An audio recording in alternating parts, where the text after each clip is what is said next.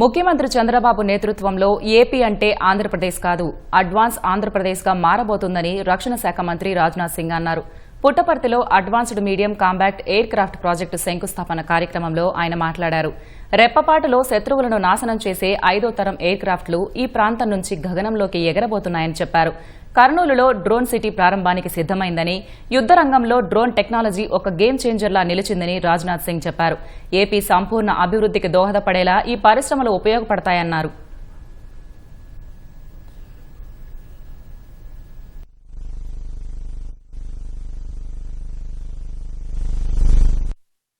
आज का यह अवसर मैं मानता हूं आंध्र प्रदेश के इतिहास में और भारत के डिफेंस सेक्टर के इतिहास में एक हिस्टोरिक चैप्टर जोड़ने जा रहा है।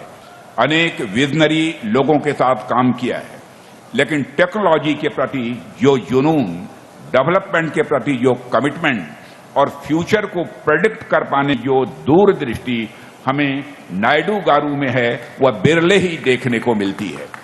आपका टेम्परामेंट मैं अच्छी तरह जानता हूं साइंटिफिक है और आईटी और इनोवेशन को लेकर आपका फोकस इनक्रेडिबल है, और यही कारण है कि गूगल जैसी बड़ी और मल्टीनेशनल कंपनी लाखों करोड़ों रुपए के अपने एआई डाटा सेंटर की स्थापना के लिए वह आंध्र प्रदेश को ही चुनती है।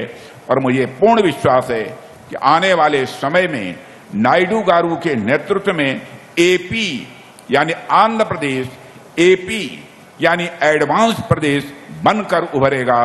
और जिस तरह से एनडीए सरकार आंध्र प्रदेश के विकास के लिए काम कर रही है, वह पूरे भारत के लिए रोल मॉडल बनकर सामने आ रहा है।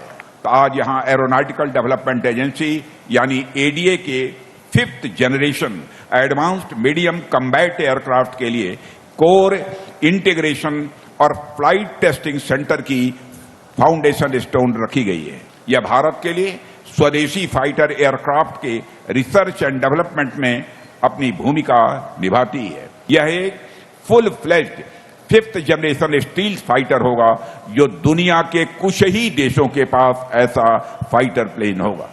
साथियों, मुझे बतलाया गया है अमका का कुल प्रोजेक्ट करीब 15,000 करोड़ रुपए का है, और इसका एक बहुत इंपॉर्टेंट कंपोनेंट यानी कोर इंटीग्रेशन फैसिलिटी और फ्लाइट टेस्टिंग सेंटर लगभग 2,000 करोड़ रुपए की लागत से यहां आंध्र प्रदेश की धरती पर स्थापित किया जा रहा है। दुनिया में ऐसी हाईटेक फ्लाइट टेस्टिंग फैसिलिटी गिनी चुनी जगहों पर ही उपलब्ध हैं, और अब पुट्टापर्थी का नाम दुनिया के उन चुनिंदा स्थानों में शामिल होने जा रहा है जहां से 5th जनरेशन का एयरक्राफ्ट आसमान छुएगा।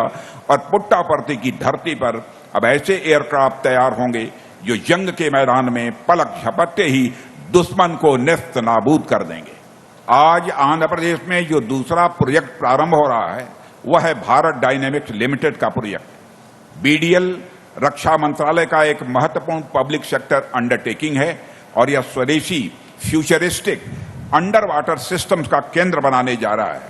और यह प्रोजेक्ट भी 480 करोड़ रुपए का है, और वीडीएल की यह नई unit autonomous under water vehicles, under water counter measure systems और नेक्स्ट जनरेशन टॉर्पीडोज पर काम करेगी।